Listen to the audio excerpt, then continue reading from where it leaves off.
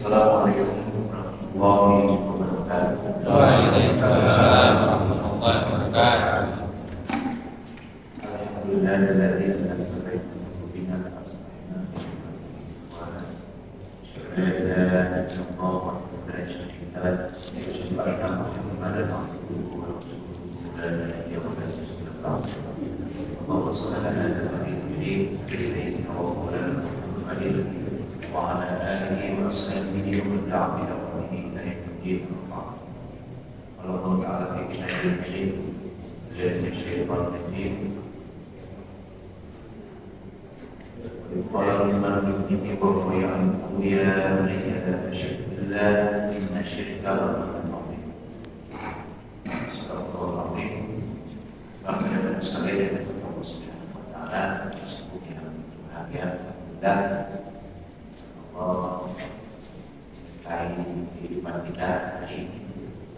Kita kembali kepada kenikmatan yang kadang-kadang Allah menjadi auto seperti yang mulianya kenikmatan itu kenikmatan iman selalu dan membuat kita melaksanakan kenikmatan.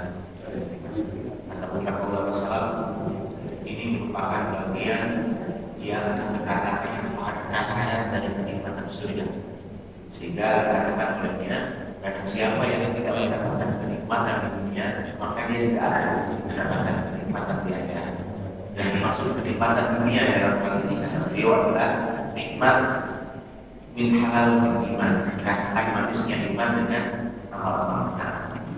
Jadi ketika seseorang merasa iman tentang dengan amal ketaatan, dengan sholatnya, dengan sodaknya, dengan tilawah Al-Qur'annya, maka itu adalah min ni'amil amin, dari sebagian nikmat akhirat, bahkan merupakan min syurutil iman, syarat-syarat dari dapatannya kenikmatan akhirat. Sehingga wajar kalau dikatakan kalau tidak merasakan kenikmatan dunia yang model seperti itu, dia akan jauh mendapatkan peluang atau kecil mendapatkan peluang mendapatkan kenikmatan akhirat. Mudah-mudahan sebagian kenikmatan yang kita rasakan dari bangun subuh-subuh, melaksanakan amal ketaatan, sholat sunnah, yang juga bersih, tikar dan sebagainya, ini merupakan bagian yang Allah Subhanahu wa taala berikan kepada kita sebagai alamat tanda kita juga mendapatkan kenikmatan. Bapak dan Ibu yang Allah Subhanahu wa taala, kita akan teruskan kajian pengantar akidah kita. Kemarin kita sudah membahas tentang sedikit pemahaman tentang syahadatain. Hari ini insya Allah kita akan membahas tentang satu bingkai lagi, karena saya khawatir kalau bingkai ini tidak kita bahas di awal, kita akan mendapatkan bukan pengumuman tapi kesimpulan-kesimpulan yang mungkin akan kurang baik. Itu bingkai terkait dengan metodologi pendekatan pemahaman akidah. Kalau kita bagi secara sederhana, akidah Ahlussunnah wal Jamaah itu Bapak dan Ibu sekalian, yang masyhur adalah ada dua pendekatan besar. Saya mengatakan ini pendekatan berani ini sebuah metodologi pendekatan pemahaman akidah, karena kalau kita rujuk kepada perkataan ulama-ulama kita, baik ulama yang terkait dengan Syekh Abu Hasan Al-As'ari yang kemudian disebut Al-Asy'ari pada pengikutnya Al-Asy'ariyah, maupun yang berbeda pendekatannya dengan itu, misalkan Syekh Muhammad bin Abdul Wahab, Taimiyah dan sebagainya.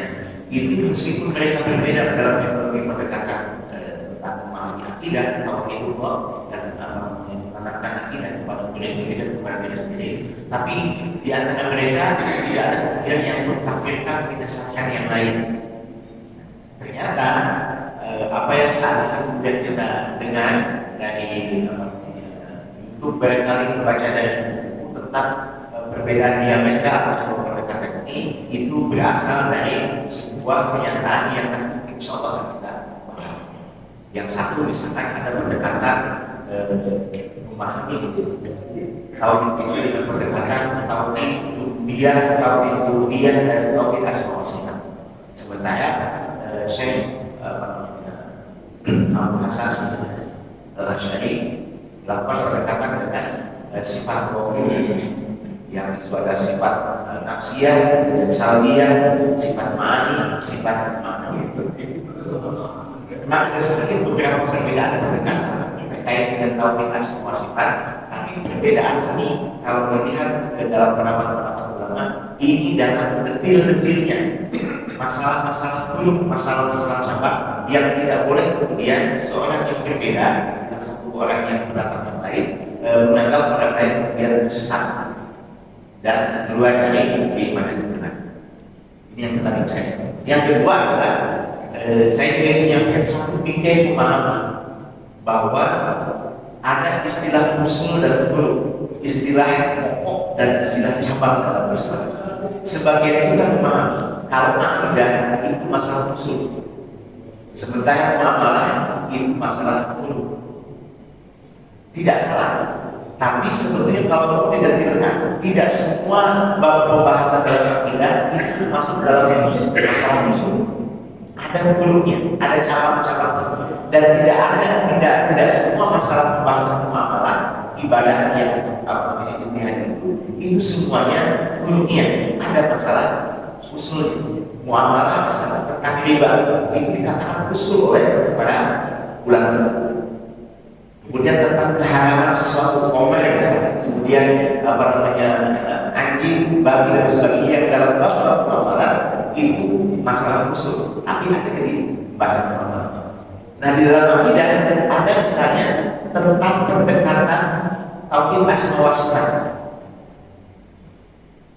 Misalkan ini mengantar saja kita ketika memahami ayat-ayat yang itu membutuhkan sebuah pemahaman yang hati-hati, karena kalau pemahaman ini salah, ini kemudian akan menyebabkan cacat dalam bidang akidah. Misalkan memahami sifat Allah, Ar-Rahman 'alal 'arsy istawa, misalkan Allah Subhanahu wa taala beristiwa di atas arsy.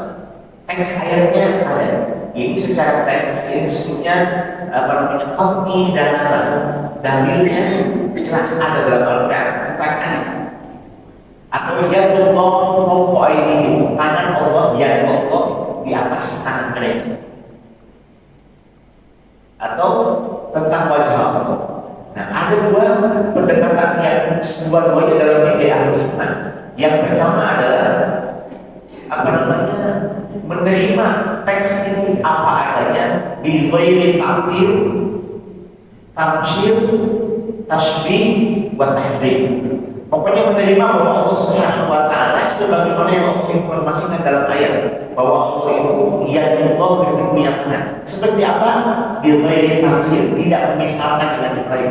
Bil ghairi tasybih, tidak mentasyabuhkan, menyerupakan dengan yang lain. Bil ghairi ta'til, tidak menolak adanya yang disebutkan Allah sendiri dalam Al-Quran. Bil ghairi tahrif, tidak menyimpangkan arti. Nah, ini pendekatan yang pertama. Pendekatan yang kedua, ada sebuah sikap kehati-hatian. Kalau orang kemudian dibiarkan memahami Allah dengan makna letternya, maka ini membuka peluang seseorang untuk tasybih, tamsil, menyerupakan Allah Subhanahu wa taala dengan sesuatu yang ada dalam pemahamannya. Maka kelompok ini kemudian melakukan takwil, memberikan definisi yang lain dan kemudian menyerahkan makna sesungguhnya kepada Allah Subhanahu wa taala.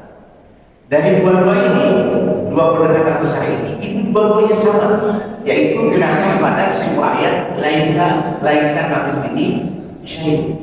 Yang ini tidak boleh mentakwilkan, tidak boleh menyerupakan dengan yang lain dan sebagainya, karena Allah itu berbeda dengan makhluk. Yang ini itu mentakwil, memahami sebuah makna dengan pemahaman yang tidak memungkinkan orang memvisualisasikan sifat Allah Subhanahu wa taala yang Allah duduk di atas arsy, kemudian wajah Allah dalam rangka agar orang terhindar dari tasybih, tamsil, takwil. Tapi dua pendekatan itu berbeda. Nah, ini pendekatan seperti itu furu dalam metodologi akidah. Sehingga ketika ada kelompok ini menggunakan pendekatan seperti ini dengan kelompok yang tetap melakukan pendekatan seperti itu tidak menyebabkan kemudian seorang menyesalkan atau mengatakan yang lain. Sama dengan perbedaan filsafat dalam ibadah-ibadah. Ini supaya kemudian saya sampaikan di awal, karena saya tanya kepada beberapa guru gitu ya, dia membaca buku termasuk ini kitab terakhir Hikmahan Indah, karena ini Ustaz KW saya percaya Hikmahan. Ini kitab Al-Ibanah An-Usulid Diyanah, kitab terakhir yang dikarang oleh Abdul Hasan Al-Asy'ari. Ini dikatakan ini kitab induk tentang akidah dari kelompok Asy'ariyah, orang-orang Asy'ariyah yang sebagai besar ada di kita di Indonesia. Ini adalah kitab Tauhid yang dikarang oleh Syekh Shalih bin Fauzan. Ini bukan kitab itu memang, cuma ini menjelaskan metodologi bagaimana menanamkan akidah Tauhid yang benar dengan pendekatan yang berbeda dengan yang dilakukan oleh Imam Asy'ari dan Al-Maturidi. Dan juga buku yang lain sampai pada sebuah kesimpulan betapa sejatinya kedua pendekatan ini itu masyhur, dan oleh karenanya hasilnya kemudian tidak menyebabkan seseorang ini menjadi kafir dan menjadi mukmin ketika berbeda. Ini dua sangat lama. Hal kedua ada latar belakang yang berbeda. Ini saya sampaikan dari awal. Kenapa dalam pemahaman akidah saja pendekatan ini agak berbeda?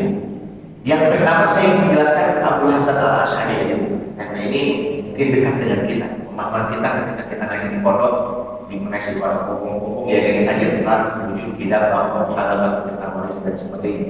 Itu tidak dikenal di kalangan orang-orang yang menggunakan manhaj pendekatan metodologi dikatakan salam atau salafi, atau yang dekat dengan pemahaman Syekh Ibnu Taimiyah atau Syekh Muhammad bin Abdul Wahab. Salah, enggak juga ternyata. Jadi kelompok yang pertama misalkan yang mungkin memahami sebagian kita kedukaan yang kemudian melihat ada sesuatu yang berbeda, mengatakan bahwa Asy'ariyah yang membatasi dalam tanda kutip, bahasa saya membatasi sifat Allah itu hanya 20, itu melakukan kesalahan baru, karena Allah Subhanahu wa Ta'ala tidak hanya memiliki sifat yang sementara sebagian kelompok Al-Asy'ariyah, bukan ulamanya, sebagian keyakinan kita itu menyebutkan pendekatan uluhiyah rububiyah itu juga kebid'ahan baru, karena tidak dikenal dalam masa-masa dulu. Pendekatan uluhiyah tidak ada juga teks dalam Al-Quran. Akhirnya ketika itu terjadi friksi, yang ada adalah perbedaan-perbedaan yang kita. Bapak dan Ibu sekalian, ada beberapa teks yang bahkan saya screenshot, ada teks di dalam kitab aslinya yang menyebutkan 20 sifat itu dikatakan sebagian dari sifat-sifat yang pada masa Imam Abdul Hasan Al-Asy'ari itu adalah sifat Allah, masalah-masalah yang dibahas. Kita tahu beberapa sekalian nanti akan kita temukan dalam pembahasan tentang sifat Allah itu.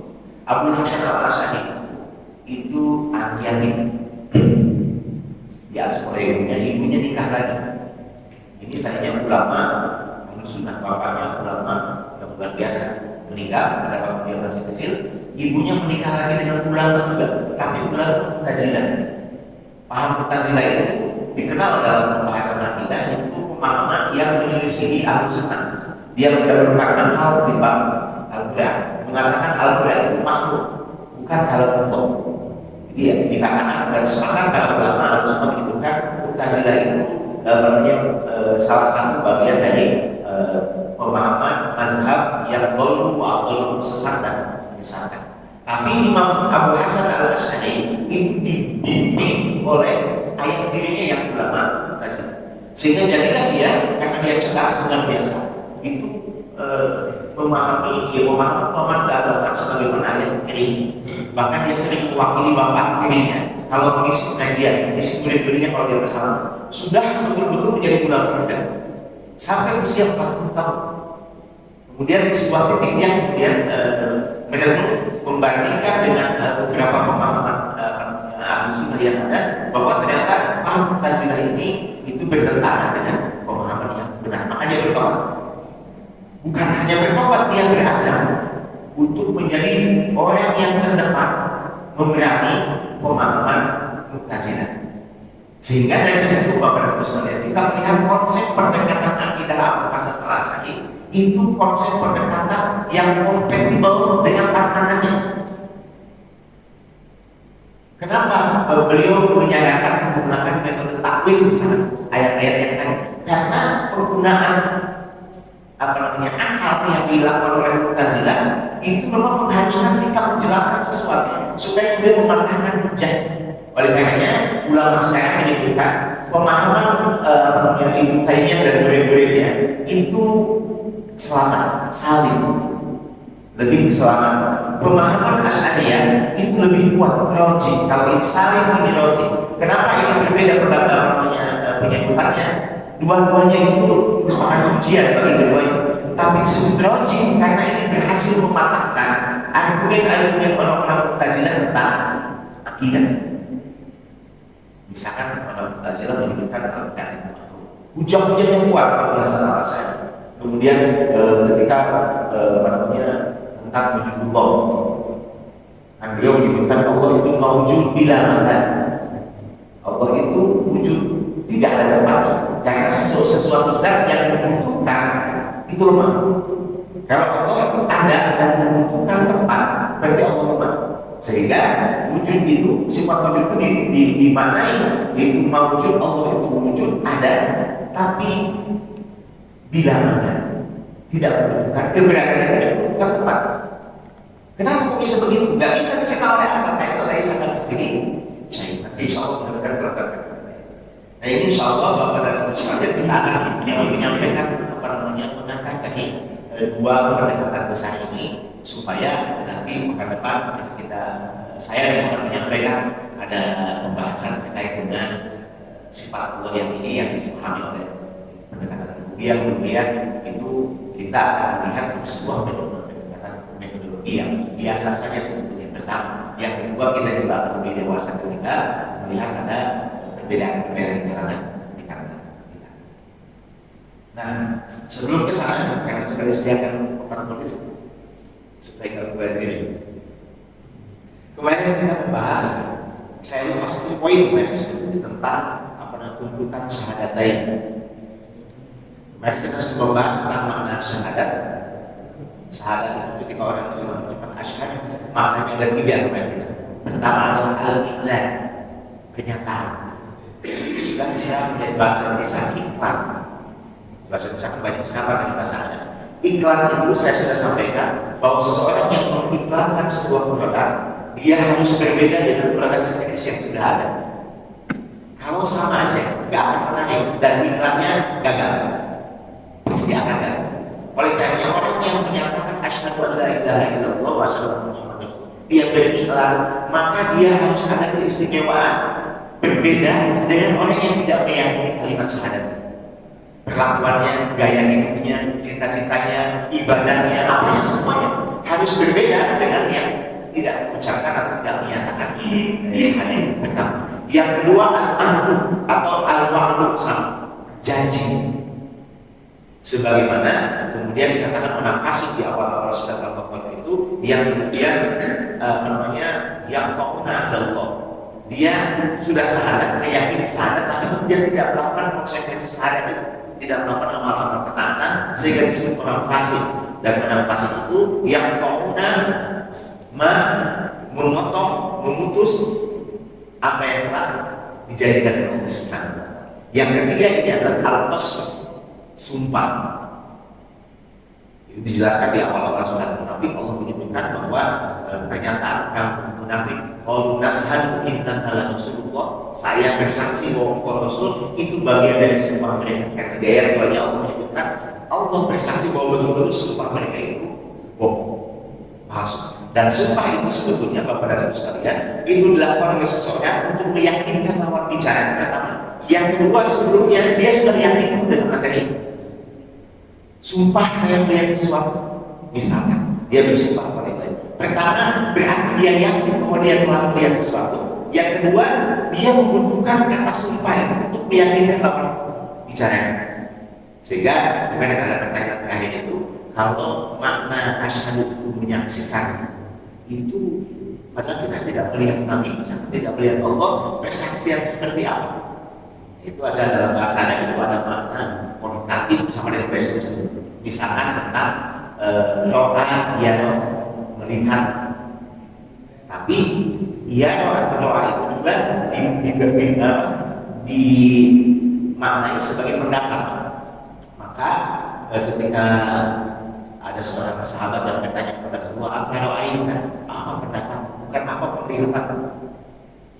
Melihat dengan mata kepala sendiri itu ro'ayah, melihat sekilas. Tapi nazar itu melihatnya agak detail. Nazar. Nah, nazar itu ada juga pemahaman bukan melihat detail, tapi nazariyah itu disebutnya konsep atau teori. Misalnya akidah nazariyah itu konsep tentang akidah. Sama syahadah juga itu menjadi saksi. Tapi syahadah itu lahir juga dari keyakinan. Oleh karenanya di akhir kiamat nanti kita umat Muhammad itu disuruh menjadi saksi tentang umat terdahulu. Padahal kita tidak hidup sejarah dengan umat itu, tidak hidup sejarah dengan umat yang lain. Tapi kita yakin dan keyakinan itu makna lain dari syahadat. Nah kemudian asyhadu an la ilaha illallah. Saya ingin menyampaikan la ilaha illallahnya aja.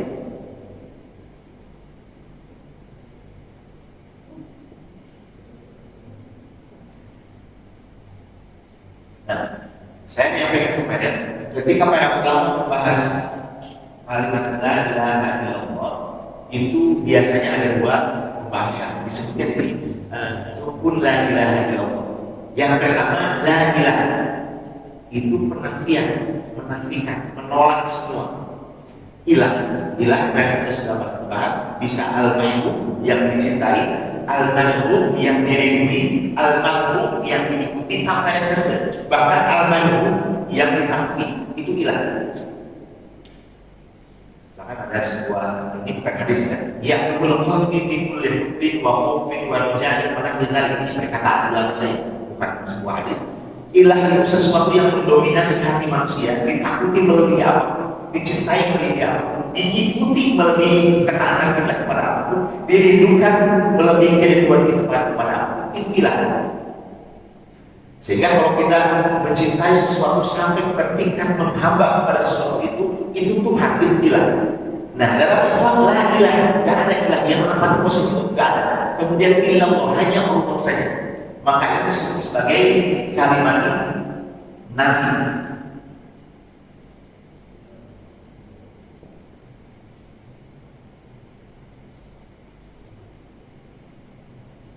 Ini kalimatul isbat. Nafi itu menafikan. Dari bahasa saya menafikan. Ini kalimatul isbat, meneguhkan. Yang diteguhkan itu Allah, yang dinafikan ilah selain Allah. Oleh karenanya konsekuensinya ini yang kemarin saya mau jelaskan. Mudah-mudahan tidak. Konsekuensinya kalau kita menafikan selain Allah, menolak ilah selain Allah, itu ada konsekuensi sikap, yaitu kita berlepas diri. Berlepas diri dari yang bertentangan dengan ajaran ilahul haq, itu Allah Subhanahu wa taala satu-satunya ilah yang paling berhak di dunia, tidak ada yang lain. Bisa konsep, bisa ajaran, bisa keyakinan yang bertentangan dengan keyakinan antara Allah dan Rasulnya itu ditolak, tidak dekat-dekat dengan itu. Sehingga ketika ada sebuah ajaran tentang konsep kehidupan yang itu berbeda dengan ajaran yang diajarkan Allah lewat Rasulnya, maka kaum muslimin yang meyakini dan mengatakan asyhadu an la ilaha illallah, dia harus menolaknya, menjauhinya. Sehingga ada istilah dalam pembahasan akidah itu al-wala wal bara, ini melahirkan sikap yang disebut al-bara. Al-Baro itu berlepas diri. Sama dengan kalimat setan ketika sudah di perang Badar kalah gitu ya orang kafir. Ini bari minggu, saya berlepas diri dari kalian. Ini adalah malah karena ini Allah. Saya melihat apa yang tidak kau lihat. Aku tahu kepada itu perkataan setan ketika awalnya dia monyok-monyok untuk perang Badar, tapi kemudian ketika orang kafir kalah ada bantuan malaikat, ini bari minggu. Dan ini bukan cuma perkataan setan ketika perang Badar, ini metode setan memang begitu. Kita nih ketika ada peluang misalkan peluang khianat atau kalau pejabat atau anggota dewan misalkan peluang untuk korupsi itu dibuat indah dalam pandangan kita. Ini aman ini diambil 10% malah itu dibuat indah begitu. Ketika ada kesusahan ketahuan ini bari ini ya ikut-ikut gue ini malam itu semua maksiat begitu. Mau zina mau apa itu dibuat indah oleh setan. Tazyin zuyina itu apa namanya memandang indah. Tazyin itu perbuatan setan, itu daya setan agar kita memandang indah kemaksiatan. Ketika sudah terjadi setan mengatakan ini baru berlepas diri. Kalau seperti ini kalimat nisbah ini keberpihakan, kalau ini ketidakberpihakan. Kalau ini keberpihakan dalam pembahasan akidah biasanya ada istilah al-wala. Al-wala kesetiaan. Jadi konsep pemikiran aturan nilai yang datang dari Allah dan Rasulnya itu kita bela, kita cintai, kita anut. Pokoknya sesuatu yang kemudian mengandung konotasi kecintaan. Itu sikapnya begitu. Dan ternyata Bapak dan Ibu sekalian membenci kepada kekafiran, membenci kepada kemunafikan, membenci kepada kemaksiatan itu konsekuensi la ilaha illallah. Dan menyukai orang soleh, menyukai ketaatan, meskipun kita tidak terlalu taat, tapi menyukai ketaatan itu bagian dari konsekuensi. Sehingga dari sikap Al-Baro ini muncul apa yang kita sebut itu nahi munkar. Jadi kalau ini konsekuensi sikap kita dalam arti bahwa kita anti kepada sesuatu yang bertentangan dengan Allah dan sebagainya. Kalau nahi munkar itu actionnya orang yang tidak suka dengan kekufuran misalkan.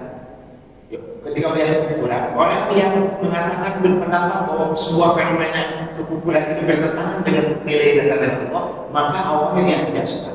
Itulah kenapa yang paling ringan ketika melihat kemunafikan atau kemaksiatan itu menolak dalam hati.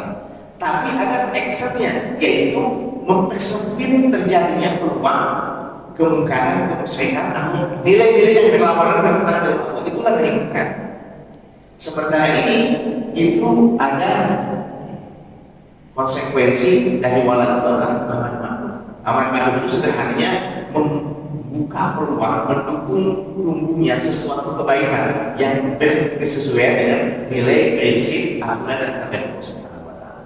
Nah, nahi munkar sederhananya mempersempit peluang, memperkecil peluang untuk terjadinya kemungkaran, kemusyrikan, kufuran atau apapun yang dianggap bertentangan dengan nilai prinsip yang datang dari Allah Subhanahu. Berarti Bapak dan Ibu sekalian, ternyata ketika kita meyakini konsekuensi asyhadu an la ilaha illallah kalimat syahadat yang pertama itu ada konsekuensi sikap keberpihakan dalam apapun, dalam masalah apa namanya dasar keberpihakannya bukan selera pribadi, tapi apa namanya keberpihakan kita kepada Allah Subhanahu. Inilah kenapa kalau kita melihat dari sejarah Islam ya, orang-orang Muslim itu betul-betul perubahannya drastis sejak sebelum dia Islam dengan sejak Islam. Yang paling apa namanya saya menyampaikan satu kisah dari dia, atau dua kisah. Ada namanya Abdullah bin Ubay bin Salul, ini tokoh munafik. Dia punya anak namanya Abdullah juga, Abdullah bin Ubay bin Salul. Ketika perang Bani Mustaliq, Abdullah bin Ubay bin Salul ini tokoh munafik itu mengatakan, pada para sahabatnya orang-orang sahabat. Nanti kalau kita pulang kembali ke Madinah setelah perang ini, orang yang mulia akan mengusir orang yang hina.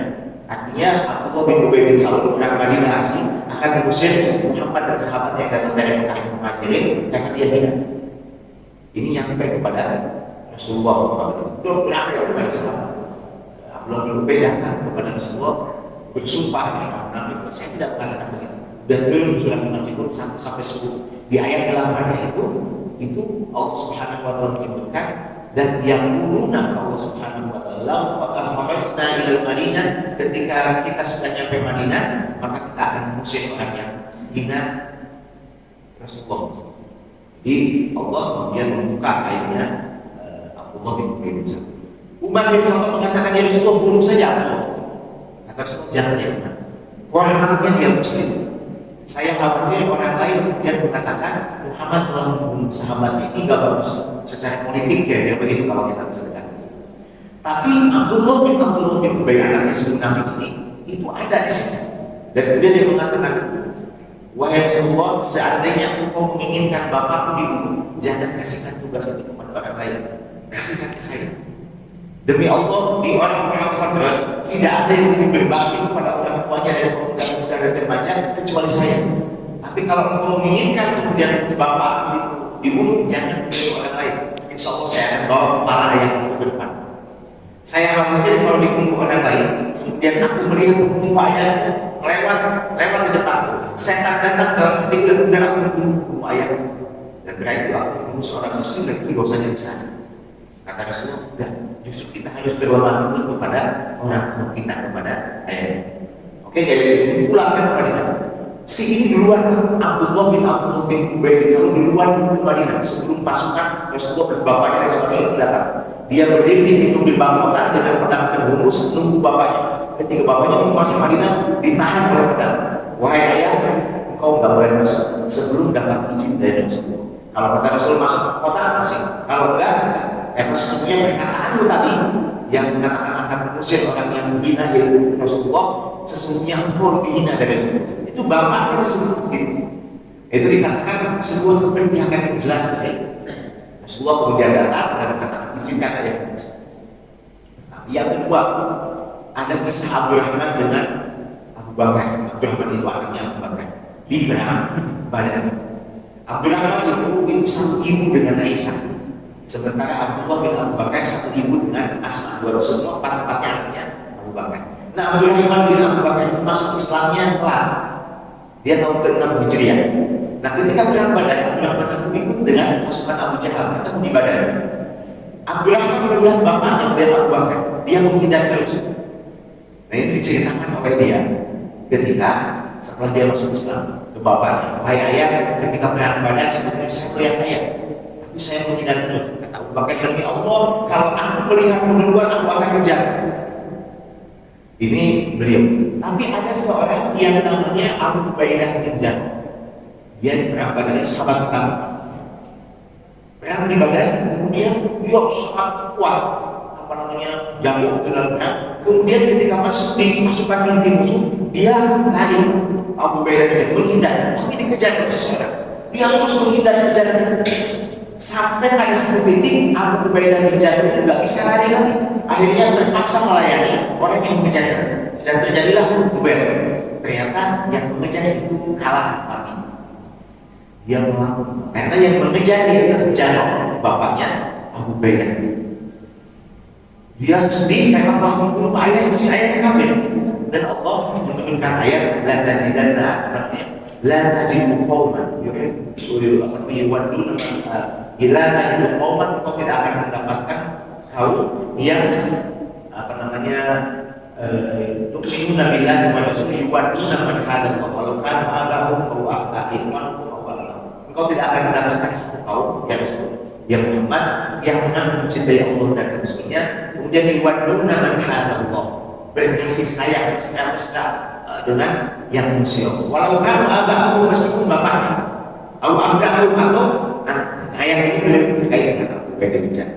Ini memperlihatkan betapa loyalitas dan keterlepasan para sahabat itu didasarkan pada konsep bukan lain dan Israel, tapi memang tidak.